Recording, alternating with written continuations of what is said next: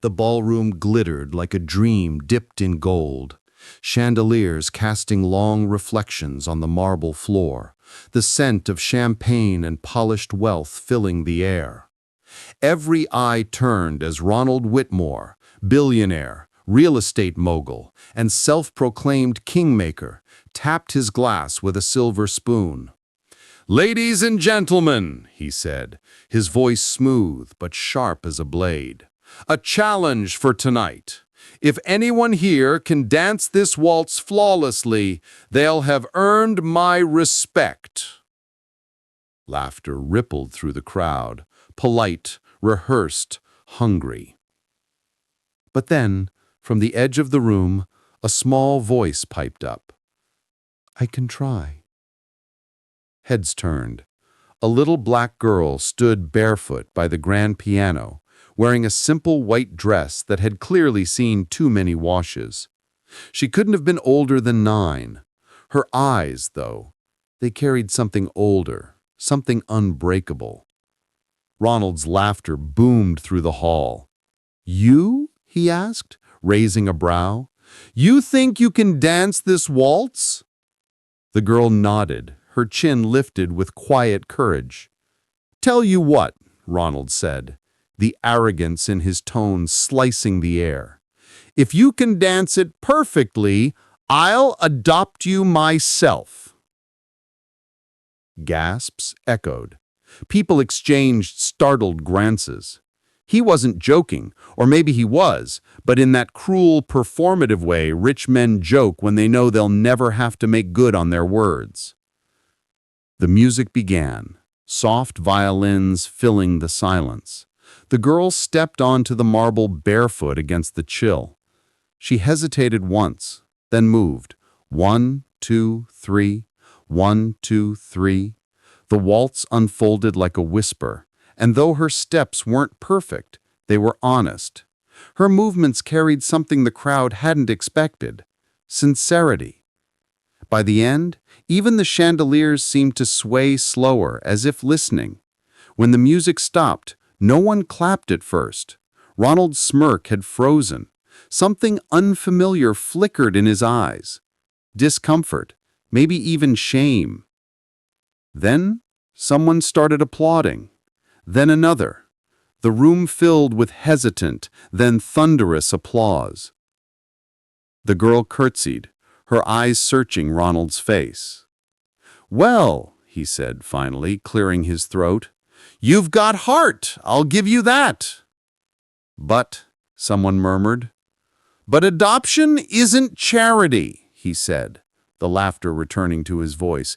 "It's responsibility, and I'm not in the business of saving people." The applause died. The girl looked down, her fingers trembling, but she didn't cry. She simply whispered, "I didn't need saving. I just wanted to dance." And she turned, walking out the grand door into the cold night. Ronald stood frozen, his reflection fractured in the marble floor. That night, as he returned to his penthouse overlooking the city, he couldn't shake her words. "I didn't need saving. I just wanted to dance." The next morning, headlines called him heartless. Someone had filmed the moment. It went viral. A billionaire mocking an orphan for sport. Sponsors began to distance themselves. Board members whispered about PR suicide. But none of that was what haunted him. What haunted him was the way that little girl looked at him before she left, not with hatred, but with understanding. That evening, unable to focus, Ronald drove back to the orphanage mentioned in the article. It stood on the edge of town, small, peeling paint, and surrounded by wildflowers too stubborn to die. Inside, Sister Mariah greeted him. "You've come about Amara," she asked quietly. Amara. The girl's name fit like a prayer. "She's outside," the nun said, "teaching the younger ones to dance." Ronald stepped out into the courtyard. There she was, spinning in the orange glow of sunset, 3 small children laughing around her, their feet clumsy but joyful. He stood there for a long time, something heavy loosening in his chest. When she finally noticed him, her steps faltered. "You came back," she said softly. He nodded, words failing him. "You dance better than most people live," he murmured. She smiled faintly. "That's because dancing is like breathing. You just have to keep moving." The simplicity of it hit him harder than any business loss. That night, Ronald couldn't sleep. The city skyline outside his window felt colder than ever. The mirrors in his apartment reflected nothing he wanted to see, only a man surrounded by things that no longer mattered. The next day, he returned to the orphanage again, this time not as a billionaire, but as a man trying to remember what kindness felt like. He brought breakfast for the children, sat on the cracked steps, watched as Amara handed out muffins before eating her own. She was a leader, gentle but sure. When he asked her where she learned to dance, she said, "My mama taught me before she went to heaven. She said if I kept dancing, I'd never be alone." He felt something break quietly inside him. Over the next few weeks, Ronald began visiting often. The staff didn't know what to make of it.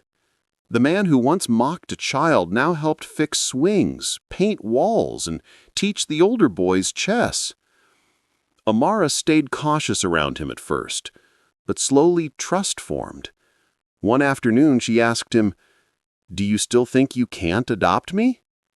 He smiled faintly. "I think I'm learning what it means to deserve that chance." Then one day, tragedy struck. A storm tore through the town overnight. Lightning, wind, chaos. The orphanage roof collapsed on one side. No one was hurt, but they lost almost everything. When Ronald saw the damage, he didn't think. He just acted. Within days, construction crews arrived. New supplies, fresh paint, new books. He funded it all, anonymously, but word got out. Reporters came again. This time the story was different. Billionaire who once mocked orphan now rebuilds her home. For once, Ronald didn't care about headlines. He only cared about seeing Amara smile again. When the new dance hall was finished, she invited him inside. The walls shimmered with light. "Will you dance with me this time?" she asked. He hesitated, then nodded. They danced slowly, clumsy and real. For the first time, Ronald felt like the world wasn't watching, and he didn't need it to. When the music ended, Amara whispered, "You kept your promise." Ronald frowned softly. "What promise?" She smiled. "You said if I danced the waltz, you'd adopt me." He froze. Her words hit like truth and mercy in the same breath. That night, Ronald signed the papers. For the first time in his life, it wasn't a transaction. It was a transformation. Morning sunlight spilled across the city skyline, painting everything in gold. Except for the penthouse, where Ronald Whitmore sat at the edge of his bed, wide awake long before dawn. The mansion was quiet now, but different. There was a small pair of pink slippers by the hallway door, a backpack shaped like a cat, a watercolor painting taped to the fridge, a man and a girl holding hands under a sky full of music notes. It still didn't feel real. He had done it. He'd adopted Amara. And yet, for the first time in his life, he didn't know what to do next. The first few weeks were awkward. Ronald was a man of meetings, not mornings. He was used to schedules, not school runs. Used to silence, not a 9-year-old humming "You Are My Sunshine" in the kitchen at 6 a.m. But Amara didn't seem to notice his stiffness. She filled every quiet room with questions, laughter, and the soft sound of her feet tapping on the marble floors, always dancing, always moving. "Do you work with money?" she asked one morning, munching toast. "Sort of," he replied, reading emails. "What do you do with it?" He hesitated. "I buy things, build things." She thought for a moment. "But do you build people?" That question stopped him cold. He looked at her, small, sincere, utterly unaware of how she'd just cracked something open inside him. "No," he said finally, "but maybe I should." Later that week, Ronald found himself standing in front of a small elementary school with Amara holding his hand tightly. Her first day. He'd faced boardrooms full of ruthless investors, but somehow this, watching her disappear into a sea of laughing children, terrified him more. That night, she came home with a drawing. It showed two stick figures dancing. "This is us," she said proudly. "You just forgot the steps." Ronald laughed softly, something he hadn't done in years. "Maybe you can teach me again." "I will," she said, with the certainty only a child could carry. Days turned into weeks. The man who once measured time in stock movements now measured it in lunches packed, songs hummed, and bedtime stories read under soft lamplight. He found himself watching her dancing in the living room when he thought he wasn't looking, twirling with joy so pure it felt like a prayer. And slowly, something inside him began to heal. But the world outside hadn't forgotten who he used to be. At a charity gala one night, an old associate clapped him on the back. "So, you're a family man now, huh? The press loves you again. Smart move." Ronald stiffened. "It's not a move." The man smirked. "Everything's a move, Ron." He walked away, leaving Ronald staring at his reflection in a glass of champagne, and for the first time he hated the man looking back. When he got home, Amara was asleep on the couch, her head resting on a book of fairy tales. He gently tucked a blanket around her and whispered, "Not everything is a move." One evening, after dinner, she asked him, "Why do you look sad sometimes, even when you smile?" He sighed. "Because I spent a long time forgetting what mattered." "Like what?" He looked at her small hands. "Like this, sitting here, with you." Amara nodded solemnly, as if she understood more than her age should allow. "Then remember, because people who forget the good things start dancing alone." The following weekend, she asked him to visit the orphanage again. When they arrived, the children swarmed her, squealing. Ronald stood back, watching how easily she blended into joy. No barriers, no pride. Sister Mariah approached. "She's blossomed, you know," she said softly. "She needed a home. But I think you did too." Ronald swallowed hard. You might be right. Amara called out, "Daddy, come dance with us." He froze for a heartbeat. Daddy? The word felt strange, foreign, but beautiful. He joined her in the courtyard, surrounded by children spinning under the fading light. She laughed, holding his hands, showing him each step. "See, you remember," she said. "I'm learning," he whispered. And in that moment, with dust motes catching the sunset, Ronald Whitmore, billionaire, mogul, headline, was just a father learning how to waltz again. Months passed. Seasons softened. Amara started middle school. She made friends, painted murals, and joined the school dance team. Ronald found himself showing up to her recitals, sitting in the front row, clapping until his hands stung. But one evening after practice, she came home quieter than usual. "What's wrong?" he asked. She hesitated. "Some kids said I don't belong because of how I look and because I'm adopted." Ronald's chest tightened. "What did you say to them?" "I said, families aren't about blood. They're about love that doesn't quit." He smiled, though his throat ached. "That's the best answer I've ever heard." Then she looked up. "But you won't ever quit, right?" He knelt beside her. "Never. You gave me my life back, Amara." She smiled, small but real. "Then I'll keep dancing for both of us." Years later, on the anniversary of that first ballroom night, Ronald rented the same hall. Only this time, it wasn't for billionaires. It was for the orphanage.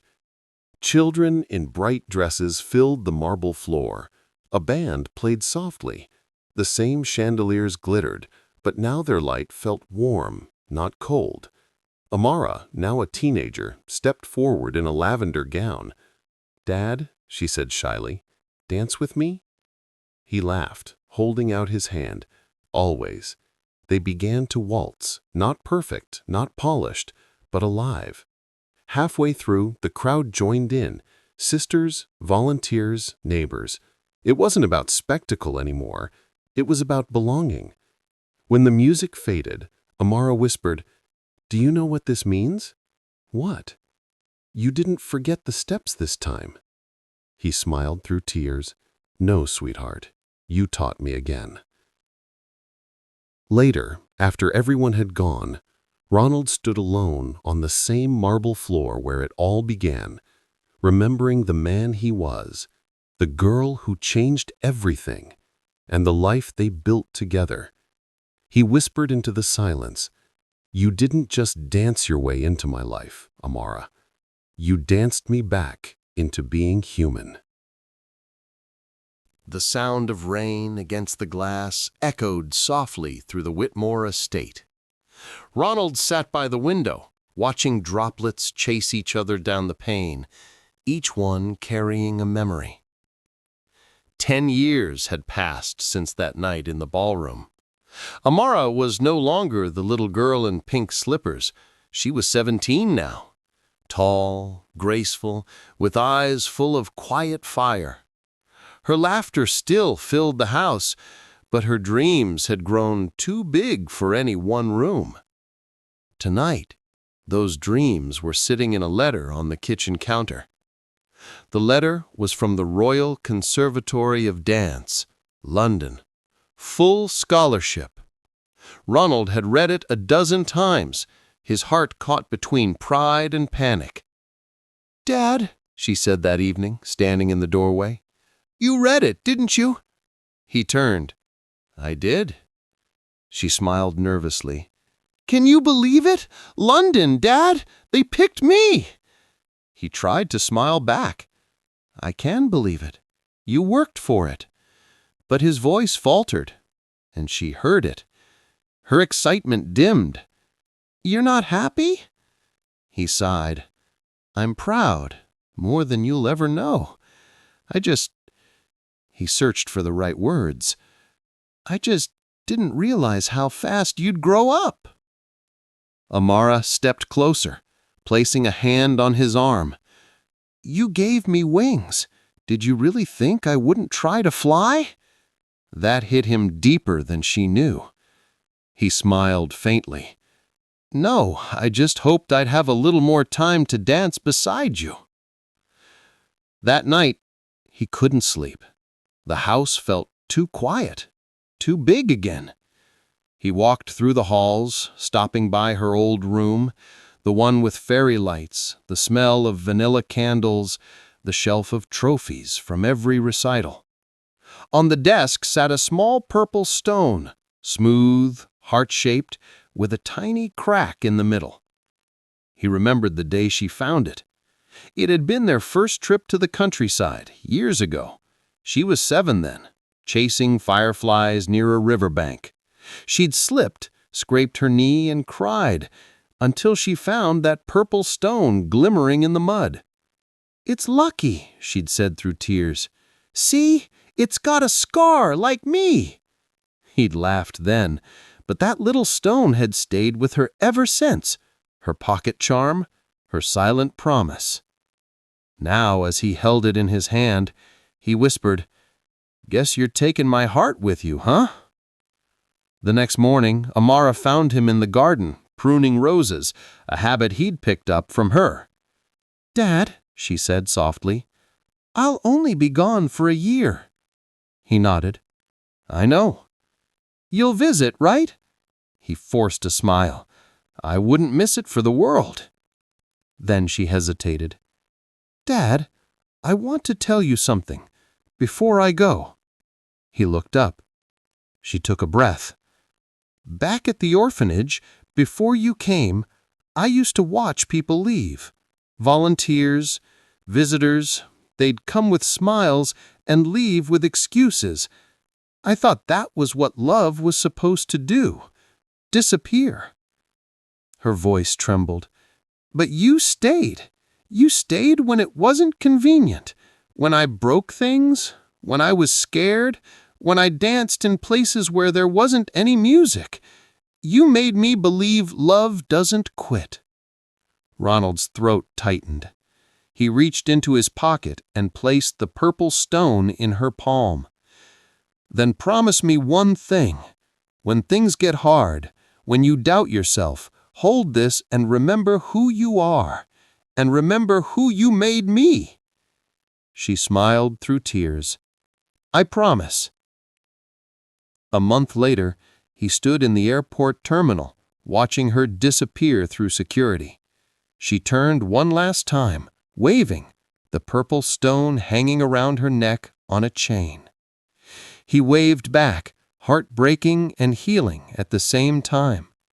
When she was gone, he whispered, "Dance the world awake, my girl." London was a world of rain and rhythm. Amara's days were filled with rehearsals, late-night practices, and aching feet. She missed home, but she also felt alive in a way she never had before. Every weekend, she sent her father short videos, her dancing in the studio, her laughing with friends, her exploring the cobbled streets. And every time, Ronald replied with the same message, "Proud of you. Keep dancing. Love, Dad." But one night, during an important showcase, she slipped. A misstep, a twist. Pain shot through her ankle. She fell. The hall went silent. The doctors said it wasn't career-ending, but it would take months of recovery. For days, she didn't text, didn't call. Until one evening, Ronald's phone buzzed. A video message. He opened it. It was Amara, sitting by the window with crutches beside her. The purple stone glowed faintly against her chest. "Hey, Dad," she said, voice soft. "I messed up. I thought maybe I wasn't meant to do this after all. But then I remembered what you said, that even when I stop dancing, life doesn't stop loving me." She smiled weakly. "So I'm still dancing, even if it's just in my head right now." Ronald wiped a tear. "That's my girl," he whispered. A few months later, she was back on her feet. Not perfect, but stronger. The school invited families for a final showcase. This time, she wasn't performing alone. She had written a special piece titled "The Dance That Built Me." When the music began, she stood in the center of the stage, poised, radiant, unbroken. And then, halfway through the song, the lights dimmed and a second spotlight appeared. Ronald Whitmore, in a black suit, awkward but brave, walked onto the stage. The audience gasped. Amara grinned. "Told you I'd make you dance again." He laughed, and together they moved, slow, imperfect, but full of heart. When the final note faded, The audience rose in thunderous applause. Amara turned to him. "We did it, Dad." He smiled, breathless. "No, sweetheart. You did it." After the performance, as the crowd dispersed, she pulled the purple stone from her neck. "Here," she said. "It's yours again." He shook his head. "No, you keep it." She closed his hand around it gently. "Dad, the promise isn't about me anymore. It's about you remembering that love, the kind that builds people, never runs out." He looked at her, pride shining through tears. "Then maybe it's time I built more." The next week, Ronald announced the Amara Foundation for Arts and Education, a program for underprivileged children to explore music and dance. At the opening ceremony, Amara stood beside him. Reporters asked her what inspired it all. She smiled. A man who forgot how to dance until he met a girl who wouldn't stop. The crowd laughed softly, moved, and in the front row, Sister Mariah watched with tears in her eyes, whispering, "Told you both you'd save each other." That night, back at the old ballroom, now turned into a dance academy, Ronald and Amara stood alone under the chandeliers once again. The room felt lighter, alive. He placed a hand on her shoulder. "You kept your promise." "So did you," she said. "You didn't just build things, Dad. You built hearts." They began to waltz, slow and steady, two souls who had found their rhythm again. And as they turned beneath the golden lights, the purple stone caught the glow, a tiny reminder that love, once found, never forgets the steps.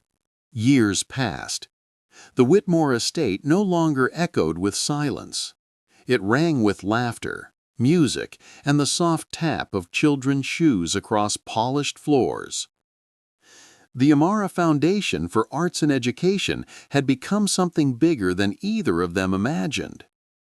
Every summer, dozens of children from struggling neighborhoods came to learn not just dance, but confidence, discipline, and self-worth. Amara, now in her 20s, stood at the heart of it all. Teacher, mentor, and living proof that kindness can change destinies. But behind the shining lights, life was beginning to whisper a different rhythm. Ronald was slowing down. He still came to the academy every morning, always wearing that same navy blue coat, carrying a thermos of tea and his gentle smile. But lately he'd been forgetting small things, the names of new students, where he parked the car, the day of the week. Amara noticed, though he tried to hide it. One afternoon, as she finished teaching a class of little girls in pink tutus, she found him sitting by the window, staring at the garden. "Dad?" she asked softly. He blinked, looked up. "Oh, I was just watching the light change." She smiled. "Are you okay?" He nodded, but his voice was quiet. "Do you ever wonder where the time goes, sweetheart?" She knelt beside him. "All the time. But I think it goes where love is." He chuckled. "Then I suppose ours hasn't gone far." But when she turned away, her smile faded, because deep down she knew something was wrong. Weeks turned into months. The doctors confirmed what she feared, early signs of vascular dementia. Not severe, not yet, but it would progress. Amara sat outside the hospital that night, rain streaking the window beside her, hands trembling. How do you stay strong for the person who once held your whole world together? She pulled out the purple stone, her lucky charm. It had cracks now, just like him. But it still glowed faintly, still carried warmth. "I promised you," she whispered, "I'd never stop dancing. So I'll dance for both of us now." The next morning, she found Ronald in the garden, pruning roses again. "Dad," she said gently, "I know what the doctors said." He smiled faintly. "So do I." She sat beside him. "Aren't you scared?" He plucked a rose petal and studied it. "A little, but fear is just love that's lost its rhythm. You taught me that." Tears blurred her eyes. "Then let me help you keep the beat." He reached for her hand. "Always." As time passed, some days were harder than others. There were mornings when he forgot what month it was. Evenings when he asked for that little girl with the pigtails, not realizing she was standing right there beside him. But then there were moments of pure clarity, flashes of the man she grew up with. One night, after locking up the academy, she found him in the old ballroom, the same one where it all began. The chandeliers glowed faintly, the gramophone sat in the corner, and there he was, standing alone in the middle of the floor, swaying slightly to music only he could hear. She stepped forward. "May I have this dance?" He turned. For a second, his eyes cleared, recognition shining through the fog. "My little girl," he whispered. She smiled. "Always." They danced. Slow, careful steps, his hand trembling in hers. The music was faint, but their hearts filled the silence. When the song ended, he looked at her and said, "You know, I never really taught you to dance." She laughed softly through tears. "You taught me everything that mattered, Dad."